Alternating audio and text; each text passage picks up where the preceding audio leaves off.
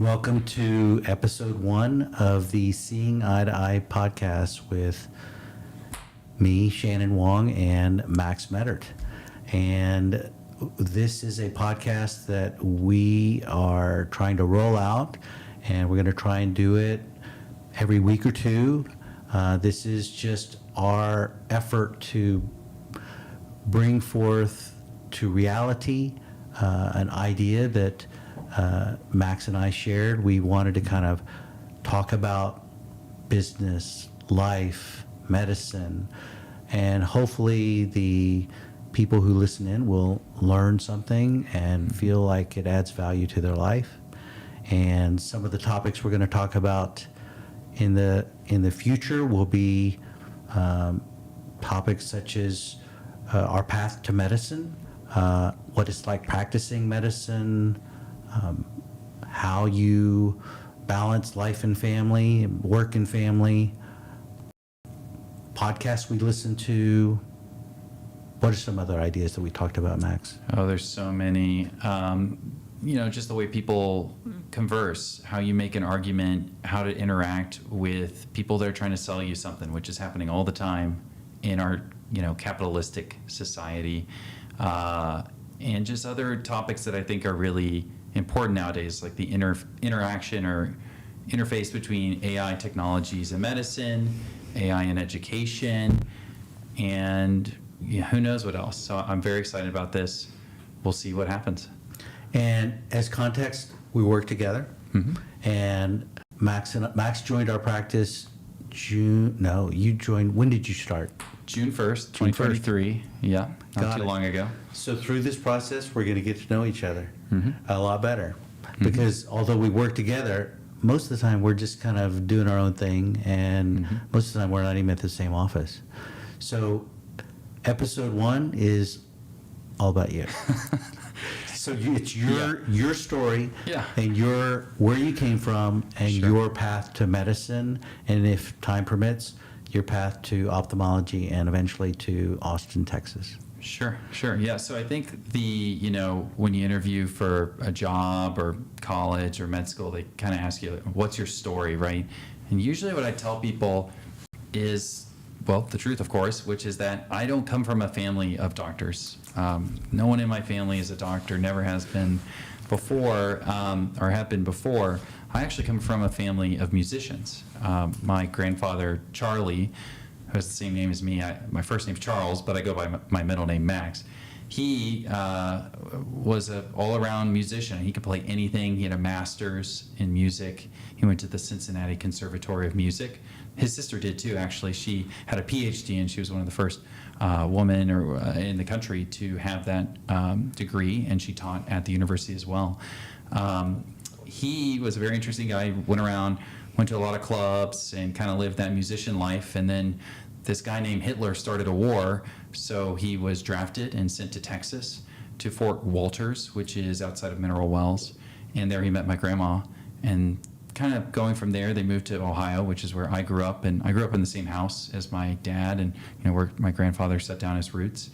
And my father also is not a physician. He also is musical, but more creative type kind of guy. Makes ads and jingles and stuff like that. And really, again, there was no precedent for me to go into medicine other than the doctors I interfaced with as a young boy. Going to your pediatrician. I had a lot of falls. I fell down a hill one time, broke my wrist, and I was playing soccer one time and broke my foot. And those, these little things kind of accumulate, these experiences with doctors, and they're there for you in a time of need. And they were kind of the professionals that I grew up around, I guess, that I would look up to because they would help me out. And my mom actually worked at a dermatology office called Dermatology Associates, which apparently has been bought out by now, but long story short, or that's not important. And I would go there all the time. They used to have these old medical record stacks. You remember those ones that would like spin? Did you guys ever have that here? We had them. Oh man, I thought that was amazing as like a 7-year-old. It was, I couldn't believe it. And probably looking back, not good with HIPAA, me looking around at some of these charts and stuff. But I didn't actually open them up, but just being around them. And the doctors there were so caring, so nice. We even like went to their house and would babysit their dogs when they were out of town. Really had a close bond with them, and they treated us right. And so that kind of set that early precedent. We were always very proud. In Cincinnati, you're kind of proud of everything in Cincinnati. You're proud of your baseball team. We're sometimes proud of our football team, I guess, nowadays more so than in the past. And we're really proud of our health care. Cincinnati Children's Hospital is a big deal. It's probably number 2, number 3 hospital in the country, and it's constantly talked about. And so I always looked up to that place and knew it was important.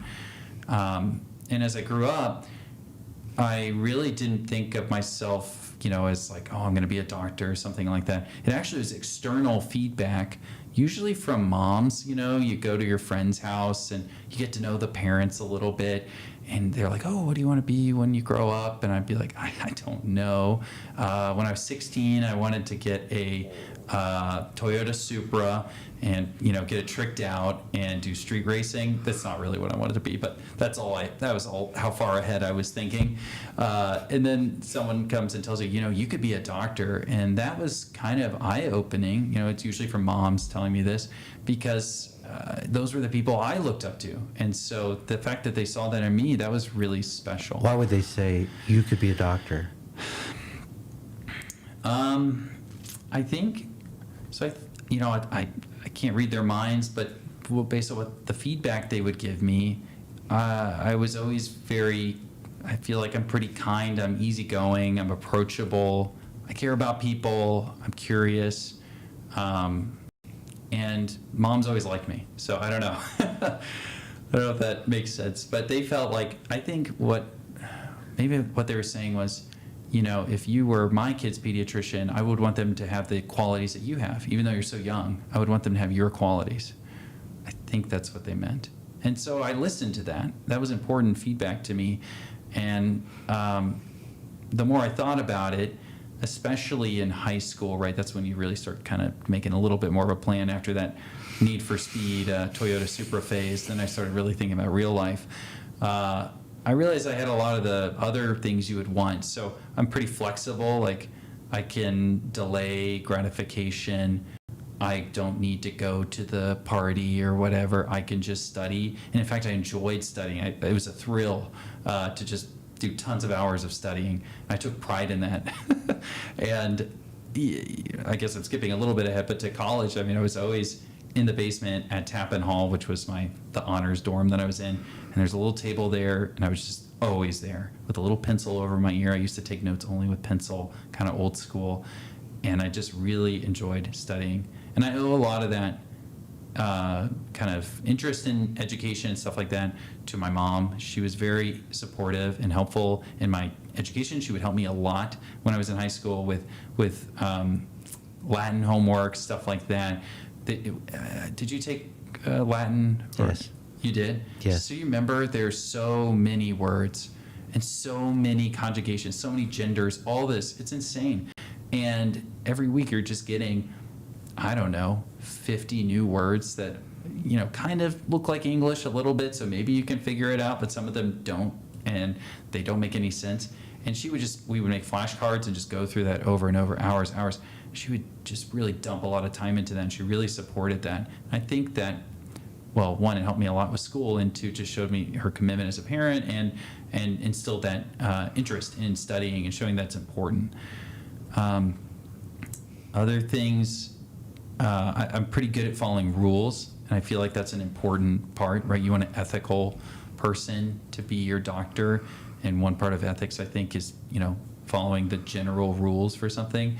And I knew I could maintain my integrity and not kind of be pulled away from that, because I think there's a lot of distractions in life, and including in medicine. Another thing would be, I think I'm a team player too in general. I didn't play a lot of sports, mind you, when I was in high school, but I did participate in a lot of bands and a lot of music, going back to my roots, I guess. And I realized that a lot of medicine, especially when you're training right, is team-based, team-oriented. And the flip side too is I could be a leader. I was very frustrated by inactivity and lack of initiative. So I could jump in and be the leader, but I could also fall back or fall to the side and work with the team. So I think all those things, just kind of slowly, you kind of just realize these things about yourself and go, I think I can do this. You don't know till you try. And that was the big gamble for me, was figuring out what my degree would be in undergrad. So you start out, where'd you go to college? I went to Miami University of Ohio. Located in what city? Oxford, Ohio. And you grew up in what city? Cincinnati, Ohio. And how far is Cincinnati from Oxford? Cincinnati by car, so it's about 40 minutes. 40-minute drive. Far enough away that you're not coming back. And why'd you choose Miami University in Ohio? There were a lot of parts of that, or to that decision. One is financial, honestly. It's an in-state school, although people tend to forget that it is. And I had really good financial aid there. It was very inexpensive for my family, for my parents. It was between there and Ohio State, which is also an in-state school, obviously. But I felt like when I went and did my overnight, these honors programs will have these overnight sessions. I don't know if you guys had those kind of things, or your kids. And I thought that was really informative. The Ohio State one was fine. The people weren't very nice. And then I went to Miami, and it was just like I was home. I was actually extremely ill the night that I went to my overnight in Miami of Ohio. So ill nowadays, you probably would just call out, right? But back in the day, you got sick, you just went and did stuff. And they were so nice to me, even though I was extremely sick. We're down in the basement of Tappan, the same hall that I was talking about earlier, where I had my little pencil, and we all have our little sleeping bags, and they do the campus tour and show you everything. And a lot of this stuff I think comes down to vibes, and it was a good vibe. It's a beautiful school. And again, the aid was really good. It has a good reputation. My dad always kind of wanted to go there when he was a kid. He actually ended up going to Cincinnati for a bit, but he always kind of looked up to that place. So all those factors came together. Now, the thing about Miami is I would say it's not as technical as Ohio State. Ohio State is a huge university with a medical school, all this power. Miami does not have that, but you get that personal touch, that small school, little town kind of vibe with very good professors. And I think I kind of like that more curated experience. And so I went there. And so, when you go to college, right, there's that orientation where you have to pick your classes, and it's kind of like a competition against everyone else. And I took Latin, like I mentioned before, and I really thought my first job that I wanted to do was be a Latin teacher, like a high school Latin teacher. That was my number one So you job. go to college, and what are you thinking you're going to be in the first month of college? I thought, I'm going to see if I can hang and do this Latin thing, but really my fallback is what everyone told me I should do, which is medicine. Weird, right? Latin teacher first, Yes, medicine backup. backup. Not my number one. Mm-hmm. So I've never met anyone else with that setup. But so that was my plan. But I realized though that to become a Latin teacher, it's more flexible in terms of the schedule. To be a doctor, you have to take the MCAT, and you need certain prerequisite courses, and that's hard. You have to structure your curriculum very carefully so that you get it done on time. Otherwise, you're going to be at Miami University for too long. You don't want to be there. You don't want to have to do a post-bac or something like that where you go back to school and do more stuff. No. So I structured it actually almost maybe subconsciously more that, yes, I'm going to become a doctor, basically, because I had to. I had to get going. I had to start doing chemistry. I had to start doing OChem. When I was in high school, I was not put on the science AP track. So I didn't take chemistry in high school. Like when you're an 8th grader or 7th grader, they kind of determine your whole life, which is crazy. And so I got wedged into the just normal level college prep. I ended up taking AP physics, but I never took AP bio, I never took AP chem. So that was like another stressor. It's like, I've never even done this stuff, and this is a basic.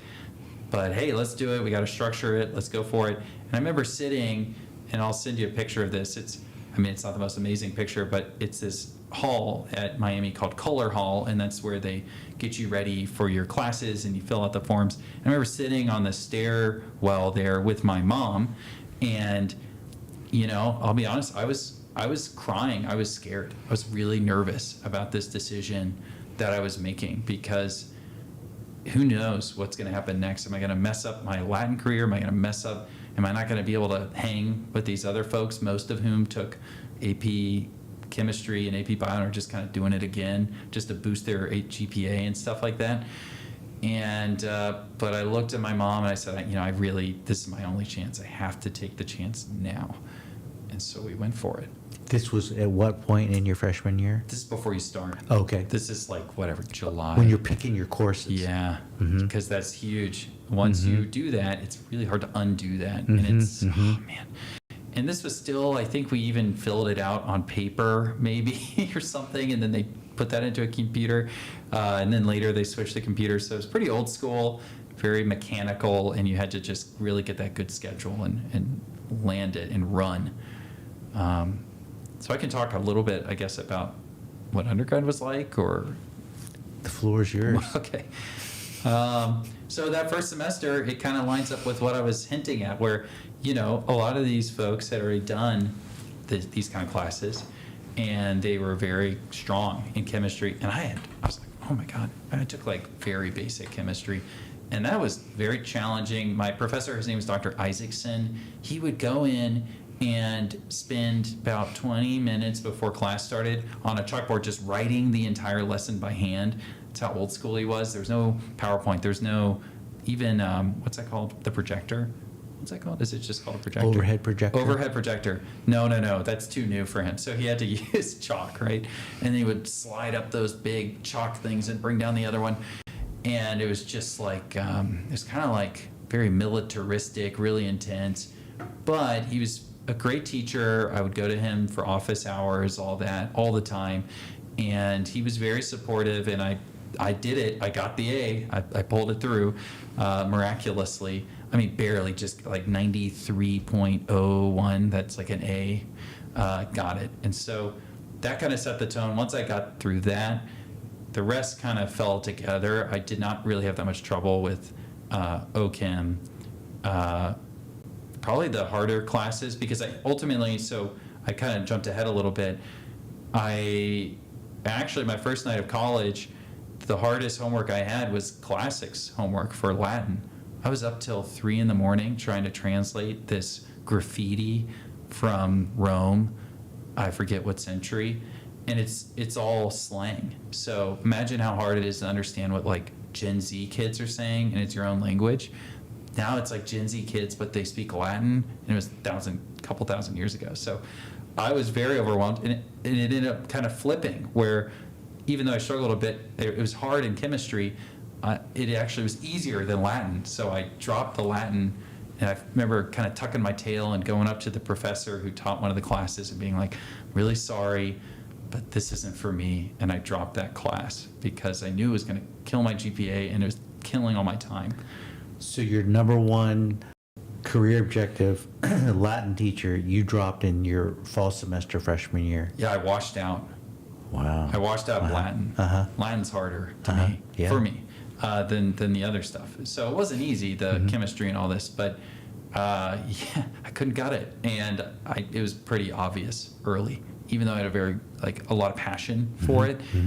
That's not enough. So switched over, formally changed my degree to chemistry, and then realized that it was more advantageous to be a biochemistry major because it lines more of the prerequisites up with your medical school. So I switched to biochem and was a BS in biochemistry. So I think the worst part about that is, did you ever take analytical chemistry? No, I was not smart enough to do biochemistry. I stayed in the biology world, which is the lightweight science courses and the lightweight math courses. Yeah. Biochemistry, you have to get, it's more intense. There's calculus 1, calculus 2, calculus 3. That's pretty much it. They don't make you take, at least when I was there, anything more than that. No linear algebra, yada, all that stuff I don't know much about. But I actually loved calculus. I also wasn't put on the AP math course when I was in 8th grade or 7th grade. Mm-hmm.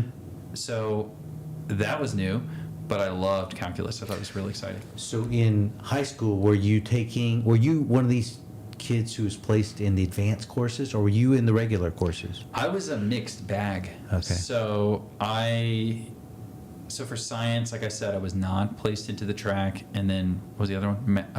What were we talking? We were talking about science and math. Science and math. I was not placed into the advanced So you're honors. just a regular science and math dude coming Yeah. out of high school, and then you were able to do it in college. Right. Good. So there was no, other than AP Physics, which has a little bit of calculus, but the most basic, like just like its derivative, or something. It's really easy. And they were really great though. At my high school, they worked with me a lot.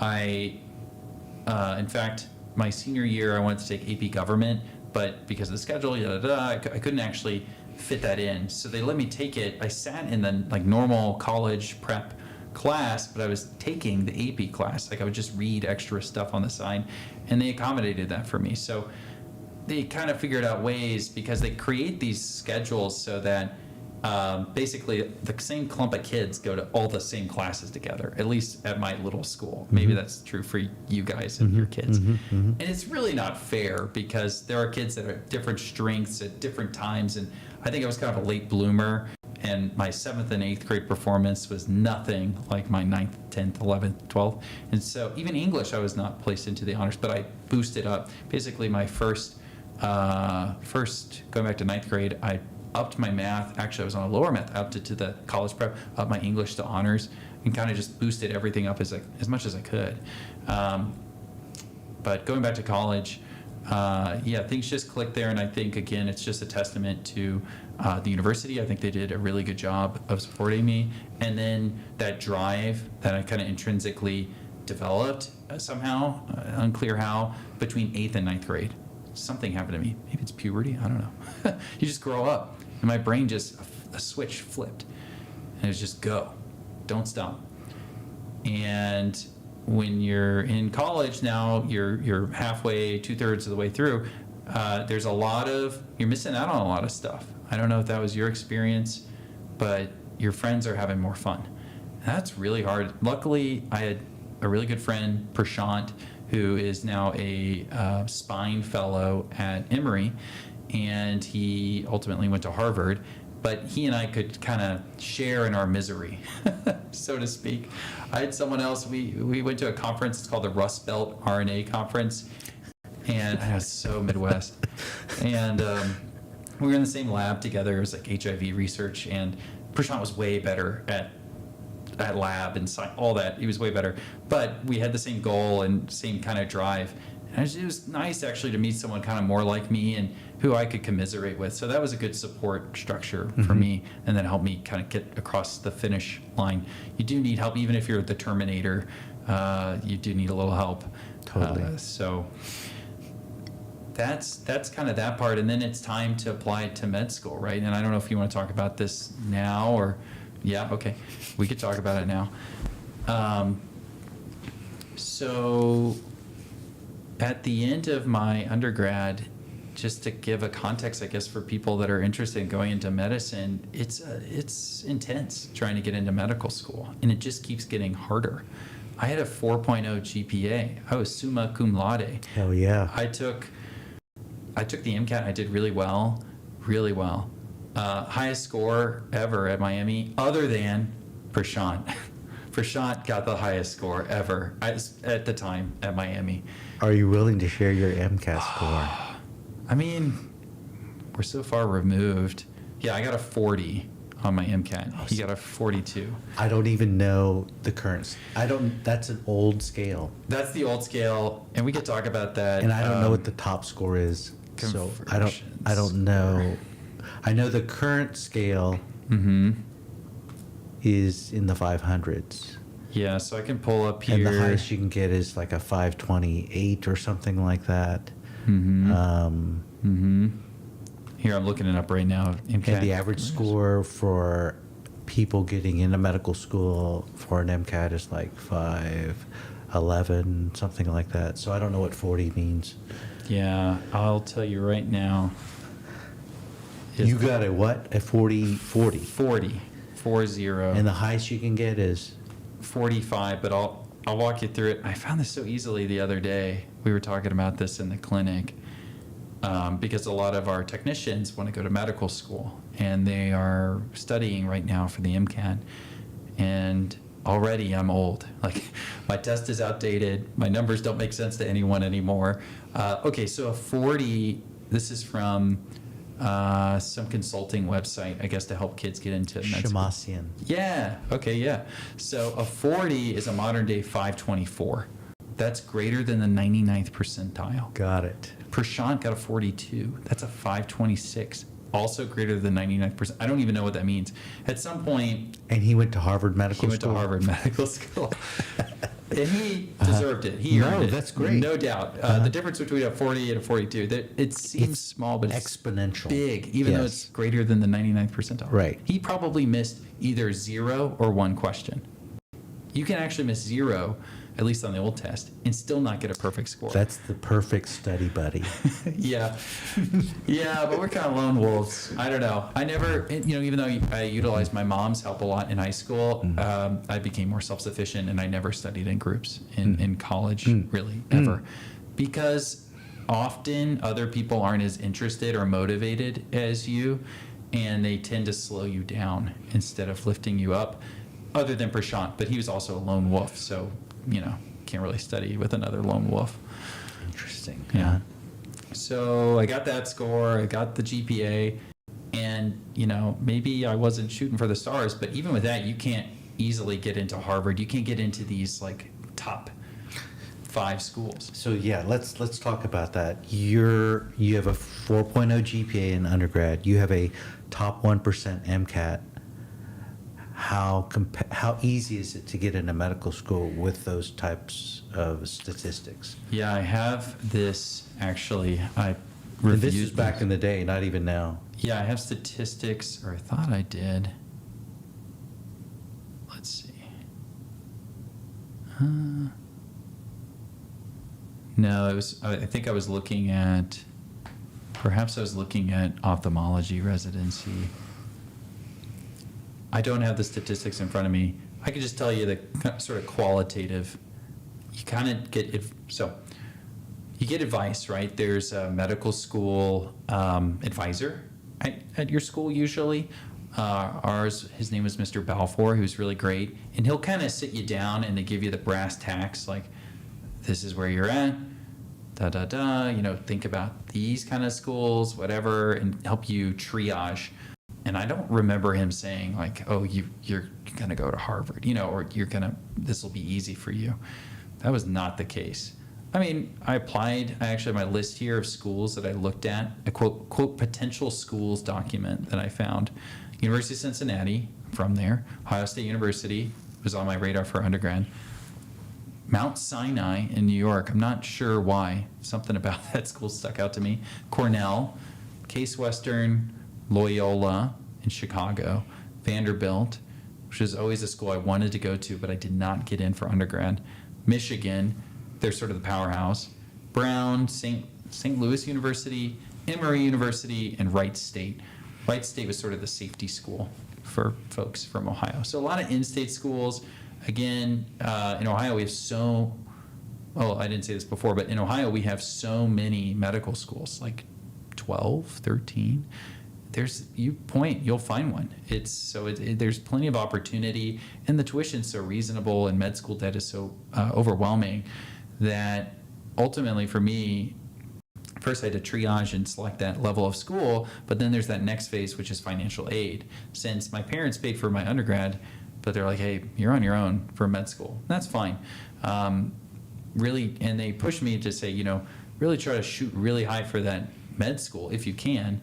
Go to a very good undergrad. Don't get yourself into a bunch of debt from your undergrad just so you can go to med school and get into more debt.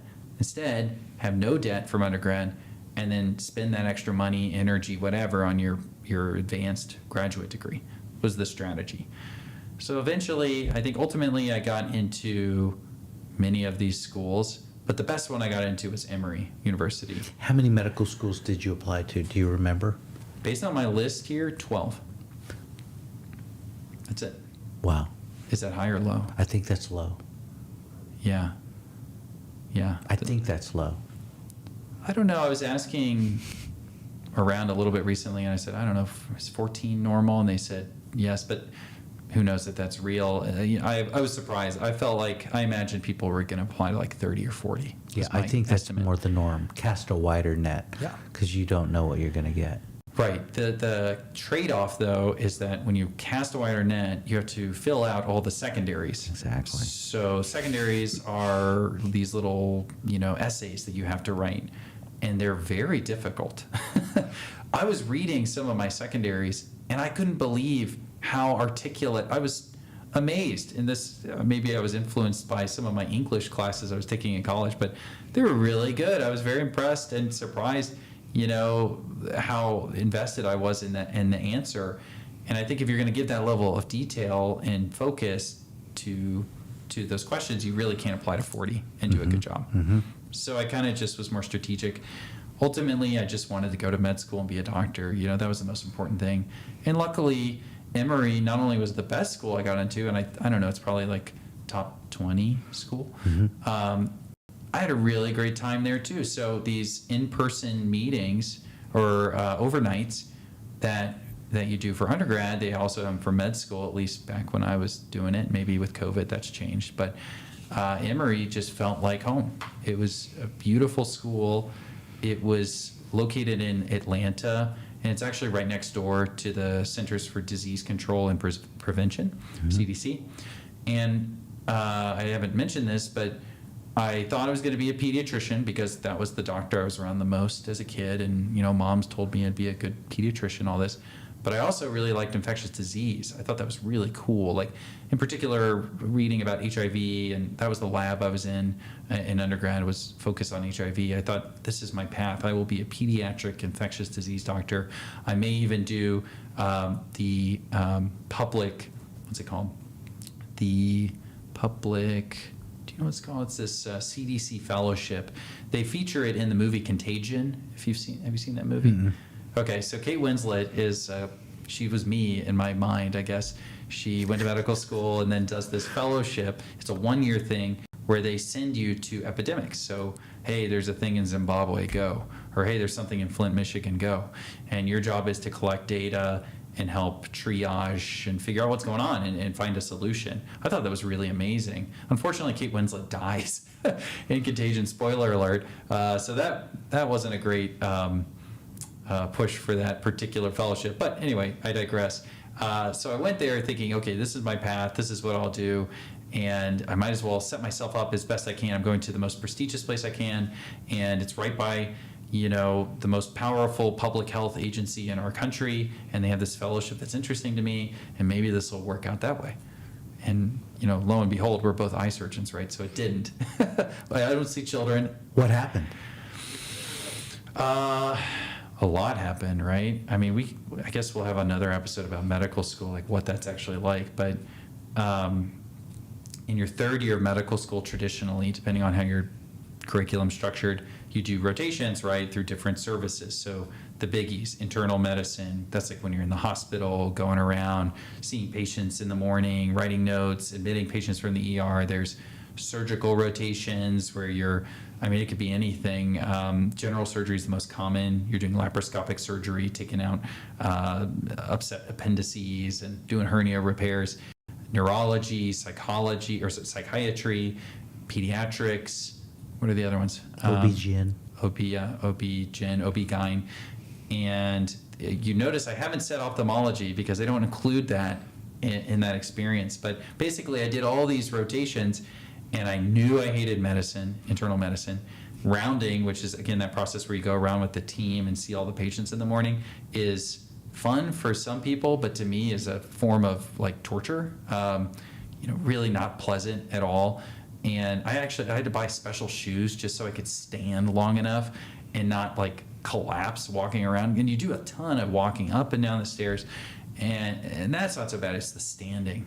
Do you remember that? All that. Oh man, builds character, but mostly it builds frustration for me. Rounds were really inefficient usually. And I just never felt like, oh, what are we doing? Sometimes the situations are just so complicated, and there's a lot of factors that go into it, and I just never felt like I was really making a difference. In surgery, though, I definitely could see the difference, and I enjoyed the general surgery rotation that I had with this guy named Dr. Finley. He runs a private practice that does, laparoscopic stuff, and he treats you like a resident on your rotation. There's only one of you. You're the only med student. It's just you and him and his nurse practitioner, and you guys run the show. I mean, you're doing the rounds by yourself. He'll let you hold the camera. I think he even let me assist like in a major way on the appendectomy. So I was like, oh, I can like make a difference. But I knew I didn't want to do general surgery, because talk about discomfort. Rounding with internal medicine is nothing compared to being a general surgeon or general surgeon resident. It's just not a pleasant lifestyle. You really lose a lot. It's a huge sacrifice. By that time, I'd already met my now wife and just knew that I had different priorities than that. And so then you start looking at other things, right? Okay, I like surgery, but I don't want to do general surgery. What about ENT? Okay, ENT, head, neck, ears, all this. That's interesting. I did some rotations with them. Very cool rotation where they help people with singing issues correct their vocal cords, and they'll do these videos of their vocal cords just flapping in the wind. Really something to see. And they wear, that headband with the mirror on it? Yeah. What is that called? I don't even know what that's called. I don't even know. It's a cartoon doctor, old-timey thing. They actually use that. And so I was like, this is cool. You know, he flips it down, shines the light, and they look through this little hole in the middle, and they can see what they need to see. It's so old-fashioned, but it still works. So really enjoyed that experience, but it just wasn't clicking. The people wasn't a good vibe, good fit with the types of folks that went into ENT. I also looked at orthopedics, orthopedic surgery.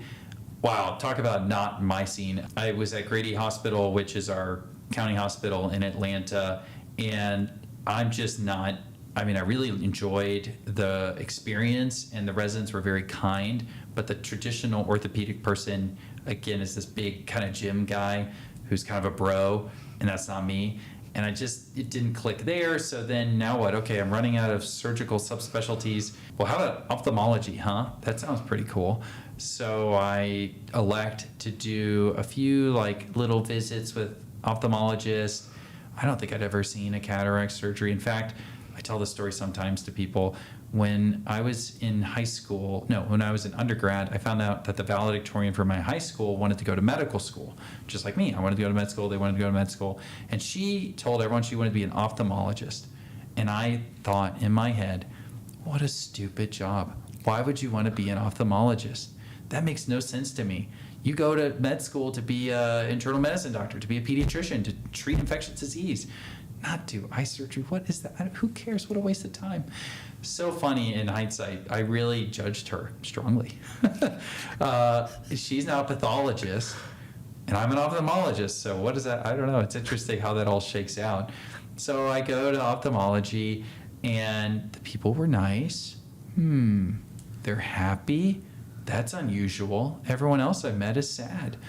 Then I went and did a full rotation where you, I think 2 weeks we're at the VA, 1 or 2 weeks we're at the VA hospital, eye clinic, going to the OR, being in the clinic with the residents. And the other 2 weeks are at Grady, the county hospital.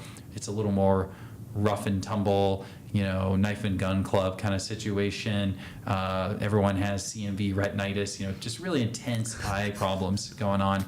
And they have no resources. Everything just intense. But the people are happy, and they treat you right, and they have interesting diseases. And all of a sudden I was like, okay, this is kind of like how I felt when I did my overnight at Miami, or when I did my overnight at Emory. I'm here. These are my people. I'm not alone anymore. And that it's very isolating. I think it was isolating for me to go through all those rotations and have all my friends from med school know exactly what they wanted to do. They went on the rotation I'm an OBGYN, and that's what I do. I save women's health, and they just knew. And I'm the only one left. I'm running out of things. I'm not sure. And I'm like, maybe, I went to med school. Maybe I'm not supposed to be a doctor because I can't find something that makes me happy and is a good fit for me. And that was that was scary. It was a scary time. But again, they were so great at Emory, and I owe so much to them. And in particular, we have this program called Discovery Program, which is a research-based time. It's a dedicated 5 months of research at Emory. I think I was looking at Dell's curriculum, and they have something kind of like that. So that 5 months, that's protected time for you to do research. And I was able to do it at the VA with a doctor named Dr. Ma, who is a comprehensive ophthalmologist who has a big passion for tele-ophthalmology, which is an important thing, especially for veterans, because at least in Atlanta, there's only one VA hospital, and you're covering the entirety of North Georgia, or almost all of Georgia, and some parts of South Tennessee. So these veterans have to drive like 3 hours just to get their eye exam, get a pair of glasses, or have cataract surgery. It's very hard for them.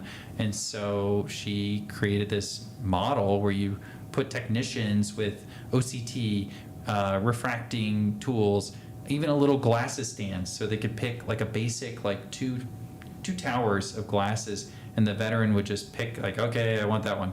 And that was it.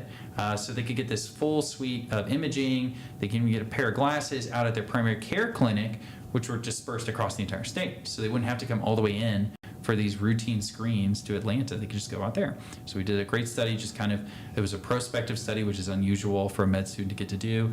And we kind of tried to show, or we did show, we validated the model in terms of the safety of using fundus photos, OCTs, refraction, in terms of detecting basic eye diseases like diabetic retinopathy, glaucoma, all this stuff. I learned how to refract. I learned how to talk to patients. I learned how to take OCT pictures. And her support and other doctors that were there really lifted me up and helped, I think, with my next phase, which was residency, getting into residency. Because the volume keeps going up here, you know. High school, I'm building up, college building up, med school building up. And then really the residency is sort of like, I think, the most important thing for anyone. Med school is important, but residency is what counts.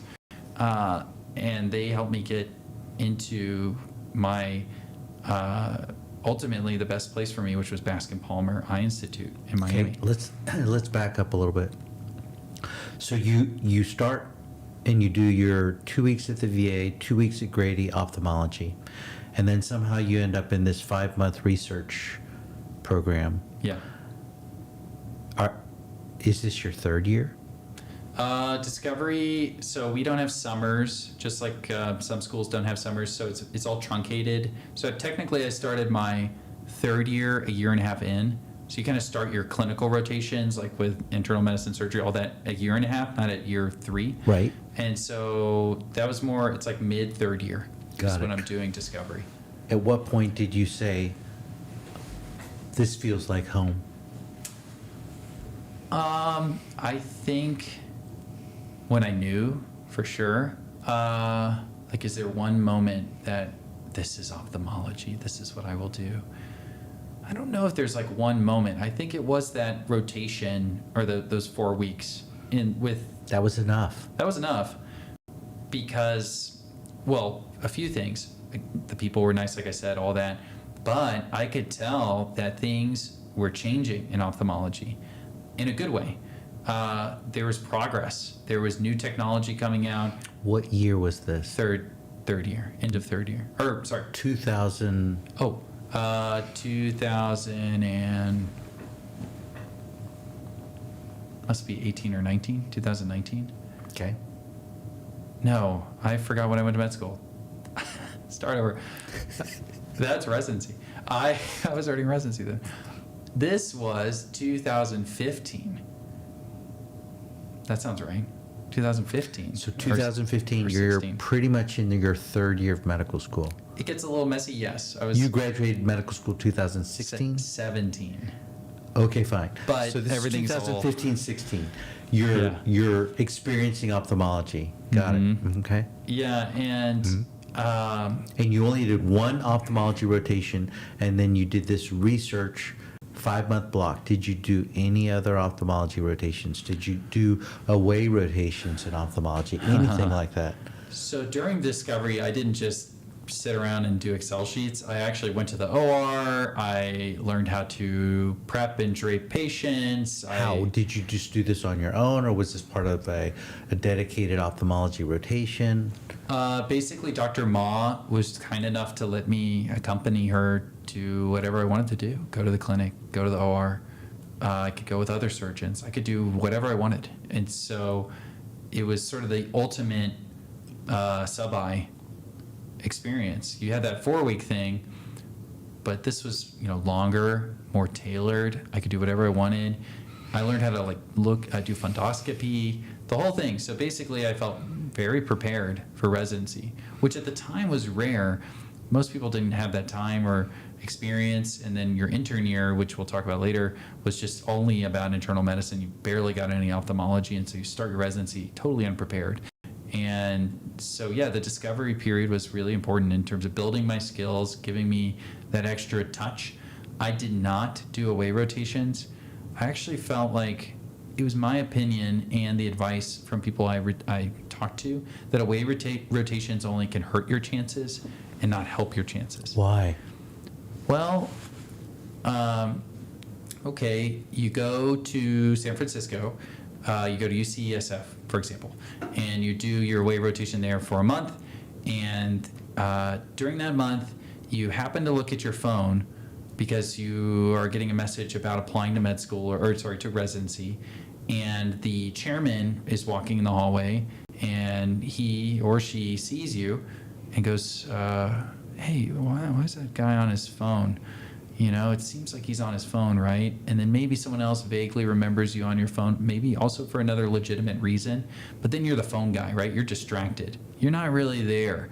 So you had to be so cognizant of every little cue and all this. And most of the feedback is so arbitrary and random, I felt like, was what I was told, or what I could see even later when I was in residency and we'd have away rotation students, that people would offer up these broad sweeping generalizations about their character based on a 13-minute experience, maybe, or even less, a couple minutes. And that's what made or break them. And so that's not real life. It's not fair. Now, if you go and you just are very focused, I guess you get lucky and you don't accidentally look at your phone or no one judges you in some random way, maybe it could help you. And if you happen to have a lot of skills and know what you're doing and be helpful, which I think is hard as a med student to be helpful, and that's all we want as a med student. That's the med student dream. I want to be helpful. I want to be useful. Quick tangent, when I was at the VA on ICU, I, in the computer system, could order chest x-rays. I could, as a med student, that power to order chest x-rays after they put in lines and all this so we can confirm their placement made me feel so helpful and like a god. And literally it was just a click for an x-ray, which is nothing to a real doctor or a resident. But going back, I felt like, you're going to go, you're not going to be experienced enough, you're not going to be helpful in the way you think you are, and you may be misjudged. So I work with visiting medical students, and I spend just one day with them during their 1-month rotation here doing ophthalmology at UT. And I would just say my advice would be, I think you're on point where you go, you want to be useful, and as a medical student in ophthalmology, it's hard to be useful. You're really just learning. Mm-hmm. But I would say, in my opinion, I would take your assessment of the away rotation and I would apply it to the entire medical school experience. There is so much subjectivity in how you're evaluated. Yeah. You have to do everything at a high level. Yes. And my advice is you have to be there. You have to be there before everybody else and stay later than everybody else and just be totally available. And I agree. The phone, be attentive, polite, prepared, and have questions. Interested. Yes. Think about yesterday. And be knowledgeable. Don't fake it. Yeah. Come in with some knowledge. But that requires preparation beforehand. Yeah. So you're fortunate that you didn't have to do away rotations. No, that's a privilege, to be clear, Some folks have to do it because of their scores or their whatever, their academics, or their school. Let's say you go to an institution that does not have an ophthalmology program. Wow, what a disadvantage. Yeah, I think they see it as as an extended job interview at a program that they're going to apply to. And if let's say I wanted to go to Ohio State for their ophthalmology program because maybe I'm from Ohio and I'm here at Baylor College of Medicine going to medical school. Well, then I'd go to Ohio State for a month, spend a rotation there. They would know me. Yeah. So when I apply, I would be a little more familiar to them. It may give me a leg up Sure. to when they're evaluating me. They may go, "Oh, I remember Max. He was a pretty nice guy, and yeah, I remember." So it gives you more a more tangible assessment rather than just reading your essays and looking at your scores. So I would also say for me too, I mean, I wasn't concerned that there would be any real problem. But again, it was more this concern about these random subjective opinions that become so heavily anchored by, oh, well, we trust that third year resident. They know everything. And, and then your whole position at that place is ruined because of that. And then I had a counterpoint. Let me think about it. Another thing too is I knew I could interview well. I just know that about myself, that I can talk to people and connect with them in short periods. I don't need to spend a month with someone to build that bond. I could do it faster. how did you know that? I know that. I don't know. I know thyself. I like talking to people. I enjoy that social interaction. And I think it helps too when you're really excited about what you're doing. And I was very excited to be an ophthalmology resident and to learn about it. And so I didn't really foresee any issues in terms of the interview itself. Now, the way isn't just about your interview, it's getting that interview, right? Getting in the door, get your foot in the door. But I felt like, again, my set up, my scores, my personal, my letters, everything were strong, and that I could stand behind those. And if they didn't want me because of those things, then maybe I shouldn't be there. So how many ophthalmology residency programs did you apply to? 40. Not all of them. I know people do that. I don't even know how many there are now. I hear some of the students who are coming to do away rotations here at UT are applying to 80. Yeah, that's probably most of them, right? I don't know how many there are. Again, and you could 40 see is a lot. You could see this maybe from my med school list, even my undergrad list. I tend to be, although with residency I pushed myself a little bit more, I guess, but I tend to be realistic. Even though I was confident about my ability to interview, I'm still realistic that there's certain things I want and there's certain things programs want, and maybe I'm not the right fit for them. And so I tried to find fit before I'd apply. So my numbers I wasn't just netting, so to speak, just throwing a big net and praying. I didn't want to do that. I didn't want to go. How did you choose those 40 programs? I went to their websites. So you lean a lot on that. And then also where people who went to your med school went. So we had a big contingent go to Wills and Baylor and Michigan and any of these places. I'd basically reach out to all of them and just get their feedback and use that to kind of structure my list and push things up or down. So Emory medical students typically do well in ophthalmology matches. I would say surprisingly well, very well. Because what you named is the top, they're only in the top 20. Yeah, they do really well. We had a good streak back when I was going. I think it helped that very few people wanted to do it. There wasn't saturation. I noticed, like at the University of Miami. How many medical students are in your class at Emory? I think it was 170. Okay. 140, 170. And how many applied to ophthalmology out of that 170? 4. Okay. Counting me. Okay. So, again, go back to University of Miami, where I did my residency. 14 of the kids wanted to do ophthalmology, and their med school's smaller. I think it's maybe like 100. At what medical school? Miller School of Medicine. It's the University of Miami. Oh yes, in Miami. In Miami, Yes. Florida. Yes. Not well, to they confuse have an anyone. ophthalmology You can they talk have a about program. that. But so that helps too. So Right. they're connected with a very large ophthalmology program. But There are how many medical students at University of Miami? let me look it up. University of Miami Medical School size. Oh no, it's bigger than I thought. Scratch that. 200 per year. And they're 14 apply. 14. So it's just too much competition within the school, and places don't like that. They don't want to take too many kids from one place. If they took too many the year before, all this, and you're also, unfortunately, you're judged based on your predecessors. So if someone from Emory had gone to XYZ residency and they were a superhero, well, that's great. That boosts you. But let's say they're not the superhero. They're terrible. Well, then you are the same as them, even though you're a completely different person, everything. So you kind of get lumped in with them. And so you have crowding, and then you have precedent. And the precedent can be really helpful, or it could hurt you. We'd never had anyone go to Bascom Palmer, ever, from Emory. At least not in the few decades. So I was the first one. Interesting. And I'm, I guess, proud to say that they took another Emory kid later, 2 years, 3 years later. So I guess I'm one of the How many good ones, hopefully.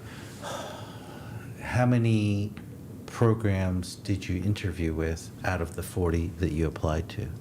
So it gets a little messy because when you get interview invites, they're competing times. So at the time, you'd go physically to do these interviews, and they all lump. They all do like, okay, November 4th at this time. And so you can't be in Chicago and in California at the same time. So you end up doing this. I actually created this incredibly complicated calendar where I would put all the interview dates potential for every school that I applied to. And I created a rank list within those so that as I received the things, I could quickly cancel, accept, triage, so I could get the best one for each of those dates. I don't know if your kids did that too, or oh no, they're too young at this time. It's all virtual now. Yeah. So you can interview more easily at more locations without the travel schedule and the travel expense. It's Yeah. all virtual. Which we could talk about another episode, but I Right. really enjoyed the physical interviews, and I I wouldn't agree. trade that for anything. I agree. So I ended up going to 14 interviews. Oh, wow. So that was a lot of money. That's a lot. It's expensive. So there was a cost associated with that. But once you reach, at the time, if you had 10 or more interviews, the odds of you matching were extremely high, like 95%. So that's why I wanted so many, because the odds were in my favor. And I ended up ranking all of them. That was hard because there was one program, I don't want to say it, but that I really did not like. And they just were they said some stuff about Emory. And long story short, it wasn't a good fit. But then I had to think really hard. At the end of the day, don't I want to be an ophthalmologist? If I don't rank this one, what if I don't match? That was really hard because that's usually not how I think. I'm usually more principled and sort of like, take me as I am. If you want me, have me. If not, then it's okay. I'll go the other way. But I ended up ranking them. And How high? Oh, bottom. Oh, 14th. Okay. But that was hard. I mean, if more traditional me would have just left them off the list and just took the chance. But it's so high stakes when you're trying to get an ophthalmology residency. It's so competitive. And you'd worked so hard for so many years. You're like, well, I could tough it through those 3 years and be an ophthalmologist at the end. And maybe I can get into a really good fellowship and kind of boost my skills. Because sometimes the residencies don't prepare you enough. And so you have to supplement with your fellowship, unfortunately. So that was that process. And actually, Bascom Palmer, where I went, is I actually did not apply to it initially. I, again, am sort of a realist most of the time and was like, I'm not going to get in there. And Bascom Palmer, if you don't know, it's all maybe arbitrary, but the U.S. News and World Report, it's the #1 residency. Same for Doximity, which is a ranking program for residency programs. It's #1, has been 14 years, 20, I don't know, it's some ridiculous number of years, again and again and again. And I was like, you know what? I don't think that's me. I bet they're really malignant. I bet they're really mean to their residents. If they have that kind of reputation, they're probably kind of snobby. And I don't want to be a part of that. That's not who I am. But I was sitting around. I'd already submitted my initial wave of applications, 39, I guess. And I was talking to my wife, and I was like, whatever, it's Bascom Palmer. Let's do it. So I sent it in probably 2 weeks later, like not on time or not early. And the way it works too, when you get the interviews, is they will call you usually, at least at the time, or give you an email. And they call you at Bascom, and I was sleeping when they called me. I think I was coming off a night ER shift or something, and I missed the call from Bascom Palmer. And if you don't get back to them fast, you can lose your spot. You can lose your interview place. And I remember running around like a madman, and it was a mess. I had to like move all my other travel just to accommodate them because I wanted to go. I was like, all right, I got my foot in the door. I know I can interview well. Now it's just, what are they like? Are they actually like my perception? Are they nice? What are they like? And actually, when I got the interview, I called my wife, and I won't cuss, but I was like, mother effing Bascom Palmer. I was like jumping around. I was so happy, really ecstatic that I just had that opportunity, and couldn't believe it that they even offered it to me. So went there. I guess we could talk about that now, just that interview process. So you go there and you get off the plane, and for some reason they have you walk outside sometimes when you land in Miami. Have you ever been there? Mm-hmm. I've walked outside of an airplane. And, it's weird, but why do it in Miami? It's like 1,000 degrees, so you get hit by this wave of heat, and it's so overwhelming. And I was like, I am not in Atlanta anymore. And you go to the interview, and again, I was expecting just a lot of snobbery, a lot of just like intensity.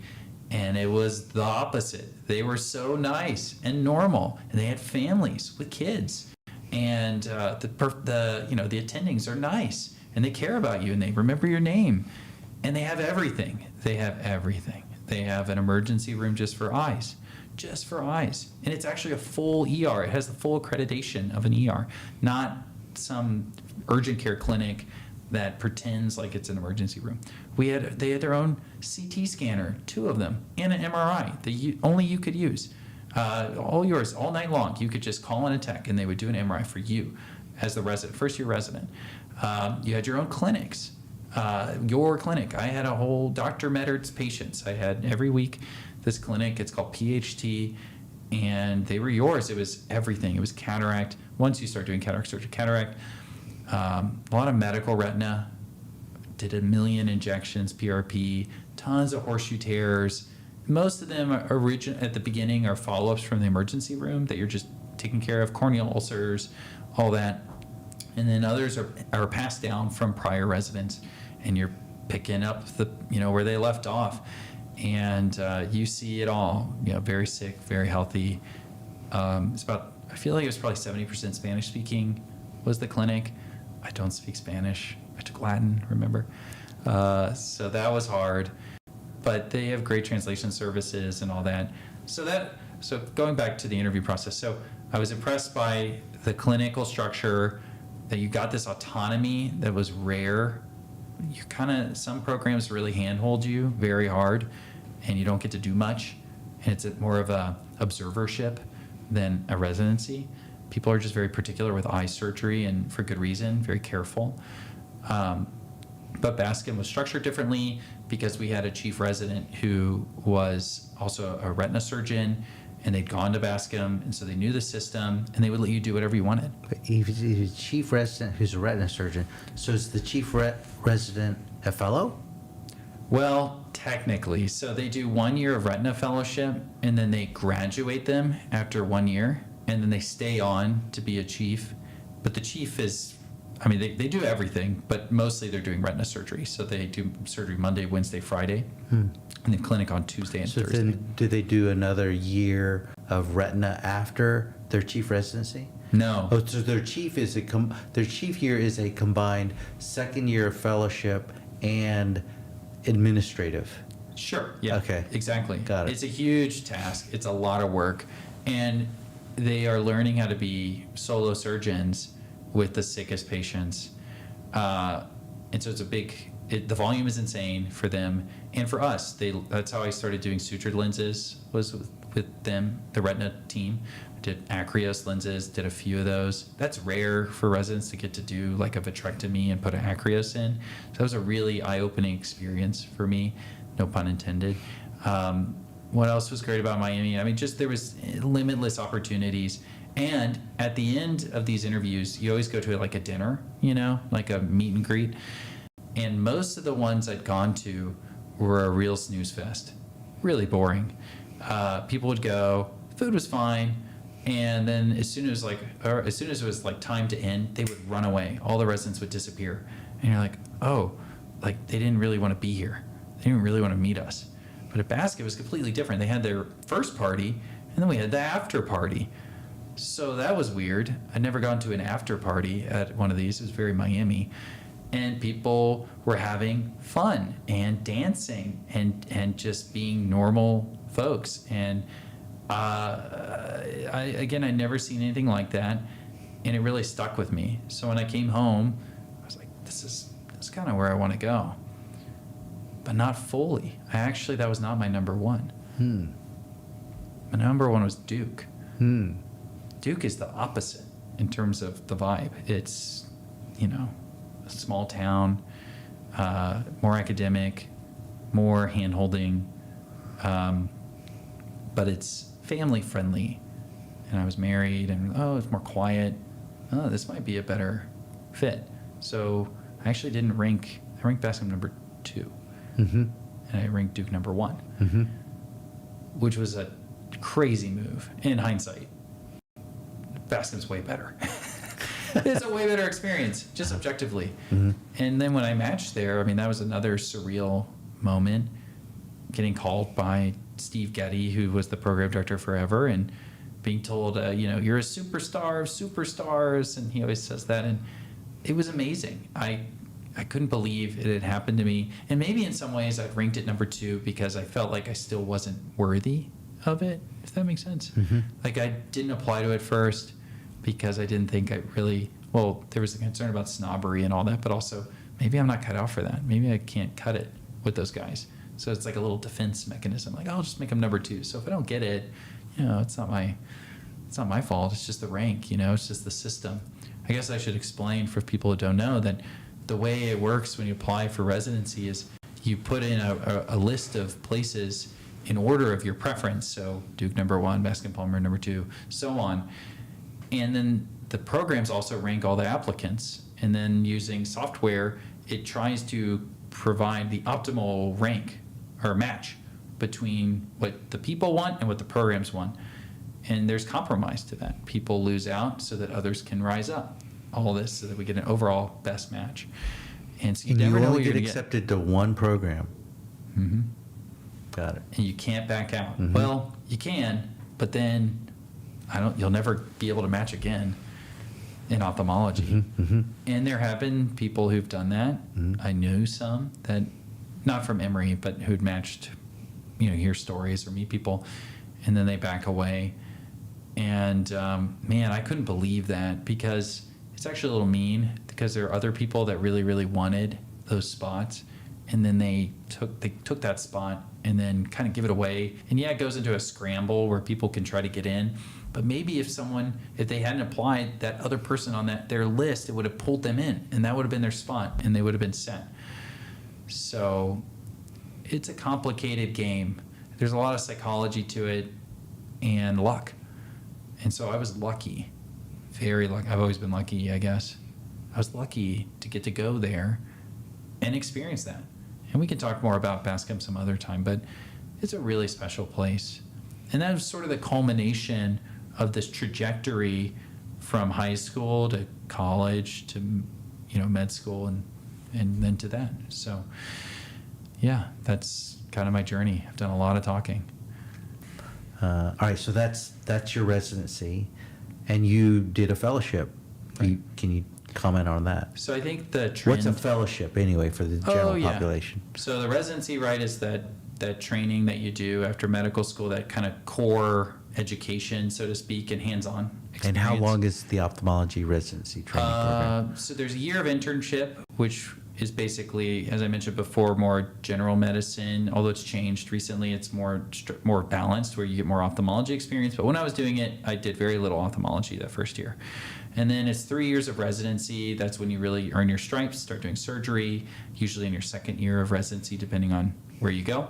And then you have a choice, right, at the end of your third year. Do I go into practice, whether that's private practice, academics, whatever, or do I commit myself to more education? By this point, I've gone to undergrad, 4 years, med school, 4 years. I've done 1 year of internship and 3 years of residency. That's 12 years. Do I want to do more? That's very personal. I think it depends on you, of course, but also your program culture. At Bascom, everyone did fellowship. It was very unusual to not do one. Everyone. And usually it was retina. There was 1 year at some point in the near past, or a series of years, where 20 out of 21 residents did retina. 20 out of 21. That one person, I think, did plastics. So there's a precedent to do retina. Again, our chiefs are retina surgeons, so we're influenced strongly by them and that culture. And this is another one of those things where you got to find the vibe. And no offense to retina, it was not my vibe. It was not, they weren't my people. I just knew that. But I did like the glaucoma people. I liked the cornea people and the cataract people. And I liked those sutured lenses that we did with retina. How could I do sutured lenses and not do a retina fellowship, basically? How could I do anterior segment stuff, advanced anterior segment stuff, without having to be a retina surgeon? So that was my quest. And so I looked really hard for programs that are just anterior segment, and there aren't that many of them. And what's the anterior segment? Yeah, I should say that. So the anterior segment is the front portion of your eyeball. So anything from the cornea basically to the back of the lens, the clear lens that's inside your eye.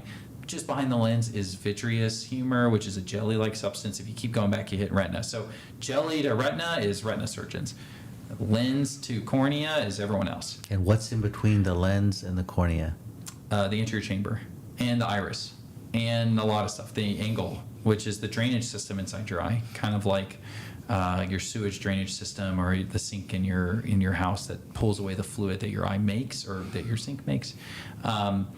And so, yeah, I knew I had those particular interests. It's very particular. I had to find something like that. Thankfully, there are some people that have come around in the past 10, 15 years that are really into that kind of stuff. Like Ahmed is a big person in ophthalmology. You should definitely check out his stuff if you're interested in ophthalmology or just curious who this person is. He's really an innovative glaucoma and anterior segment surgeon who trained under another innovative and interesting surgeon named Dr. Crandall at the University of Utah, who unfortunately passed away not too long ago. And Ike Ahmed is Canadian, so he lives in Canada, and his program was there. And folks that were like me that were interested in that had gone there and then went back to the States. Usually they're from the United States, they go to Canada, come back. And one of those guys is named Arsham Shabani, and he's at Washington University in St. Louis. He trained with Ike Ahmed. Yes. Okay. Yeah. So he is very Ike in terms of, or Crandall, whoever, depending on how far back you want to go in their lineage. Yes. So there's themes, and then there's other schools that are kind of you get these sort of techniques and stuff from based on who you trained with. It's kind of it's an apprenticeship, right? That's how these sort of super specialized things end up being, where it's a very one-on-one experience, and you gain their insights and their techniques, and you kind of mold yourself from them, but then you supplement it with your own experiences and then your own learning to be your own person, right? And so again, I was looking around, and Arsham's program really stood out to me. Another program that stood out was Ike's, and those were kind of my top two for fellowship. I was willing to do some glaucoma at the time. I don't like glaucoma anymore, but I was willing to do it at the time. And they emphasized that and the anterior segment and complex cataract surgery. And ultimately it did come down more to family too. My wife was pregnant at the time, moving to another country during COVID. was a tough thing to get a passport, not a passport, to get a visa to go there is extremely difficult. And the quality of life at the Toronto program is very low. It's hard.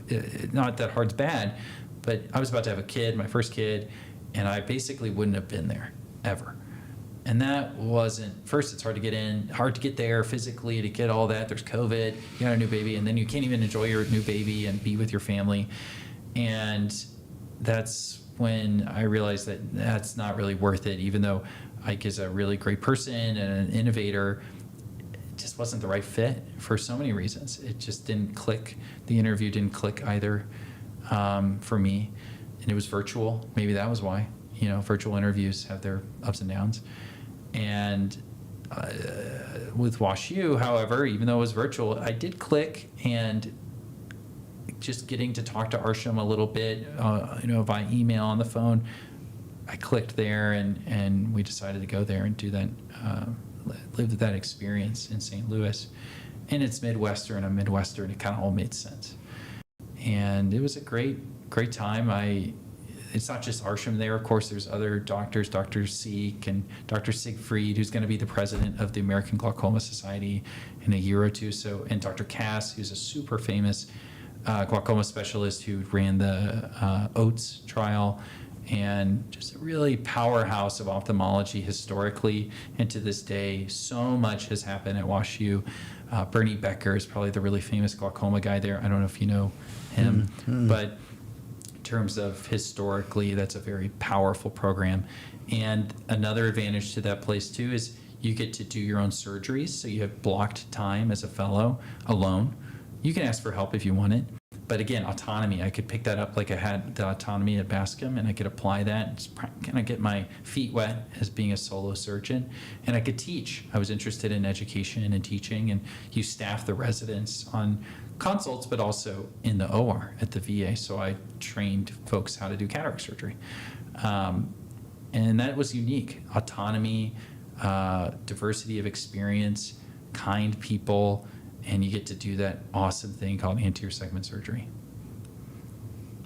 So that's, and then the rest we can talk about maybe some other time, but Very that's good. the journey. Well, I think we're going to call it for episode 1. Mhm. Thank you very much. That was great.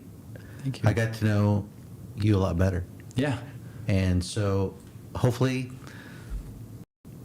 the audience will learn something from us as well.